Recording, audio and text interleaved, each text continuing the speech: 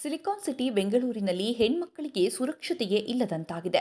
BMTC bus, metro, ಮಾಲ್ಗಳಲ್ಲಿ ಹೆಣ್ಮಕ್ಕಳ ಜೊತೆ ಅಸಭ್ಯವಾಗಿ ವರ್ತಿಸುವ ಕಾಮುಕರಿಗೆ ಕಡಿವಾಣ ಹಾಕುವವರು ಇಲ್ಲದಂತಾಗಿದೆ. ಇದೇ ರೀತಿಯ ಮತ್ತೊಂದು ಘಟನೆ ವಿಜಯನಗರದಲ್ಲಿ ನಡೆದಿದ್ದು, ಕಾಮುಕರ ಕೃತ್ಯ ಸಿಸಿಟಿವಿಯಲ್ಲಿ ಸೆರೆಯಾಗಿದೆ. ವಿಜಯನಗರದ ನಮ್ಮೂಟ ಹೋಟೆಲ್ ಬಳಿ ಹೆಣ್ಮಕ್ಕಳನ್ನ ಅಸಭ್ಯವಾಗಿ ಟಚ್ ಮಾಡ್ತಿದ್ದ ಕಾಮುಕರ ಕೃತ್ಯ ಸೆರೆಯಾಗಿದೆ. ಘಟನೆ ಕುರಿತು ವಿಜಯನಗರ ಪೊಲೀಸ್ ಠಾಣೆಯಲ್ಲಿ ಎಫ್ಐಆರ್ ದಾಖಲಾಗಿದೆ.